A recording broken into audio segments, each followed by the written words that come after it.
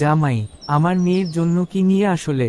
শ্বশুর মশাই, আপনার মেয়ে তো বলেছিল সে শুধু আমাকেই চাই, তাই নিজেকেই নিয়ে এসেছি।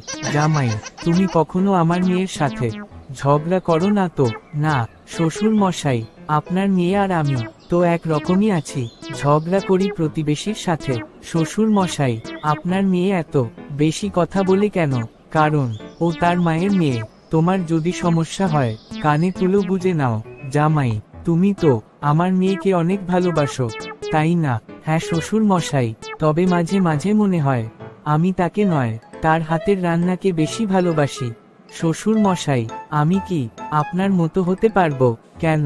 জামাই, কারণ আপনার মেয়ে তো আপনাকে কোনো কোথায় পাত্তা দেই না।